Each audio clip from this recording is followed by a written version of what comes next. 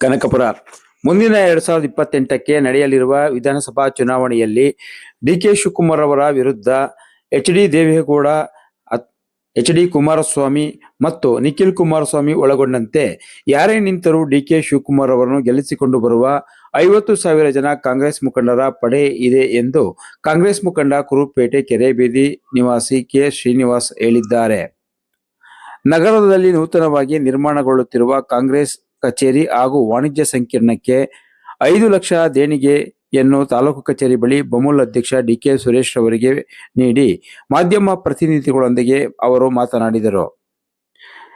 2028ರ ಚುನಾವಣೆಯಲ್ಲಿ ಎಚ್.ಡಿ. ಕುಮಾರಸ್ವಾಮಿ, ನಿಖಿಲ್ ಕುಮಾರಸ್ವಾಮಿ ಒಳಗೊಂಡಂತೆ ಅವರ ಕುಟುಂಬದವರು ಯಾರೇ ಜೆಡಿಎಸ್ ಪಕ್ಷದಿಂದ ನಿಂತರೂ ಸಹ ನಾವು ಗೆಲ್ಲಿಸಿಕೊಂಡು ಬರುತ್ತೇವೆ ಎಂಬುದು ಕೆಲವು ಜೆಡಿಎಸ್ ಮುಖಂಡರು ಹೇಳುತ್ತಾರೆ.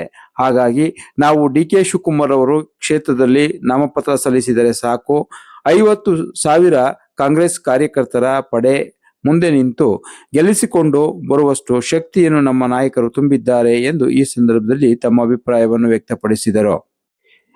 ಮುಂದಿನ 2028ರ ಚುನಾವಣೆಗೆ ಡಿಕೆ ಶಿವಕುಮಾರ್ ಅವರಿಗೆ 10 ಲಕ್ಷ ದೇಣಿಗೆಯನ್ನು ನೀಡುತ್ತೇನೆ ಎಂದು ಘೋಷಣೆ ಮಾಡಿದರು.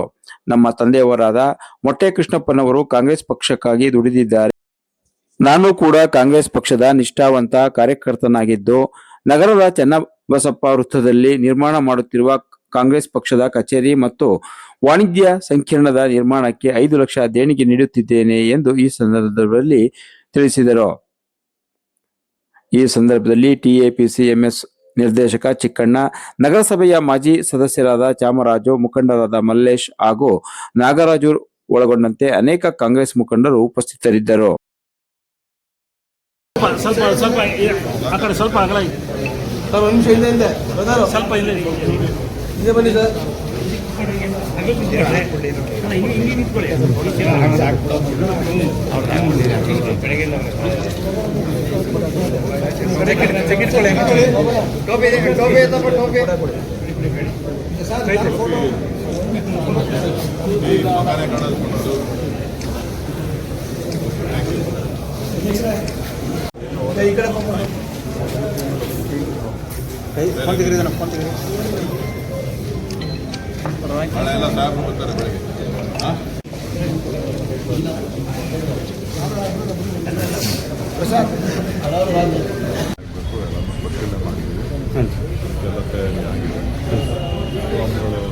ಇಚ್ಛೆ ಅಂತೆ ಅವರೇನು ಬಳಕೆ ಮಾಡಿದ್ದಾರೆ.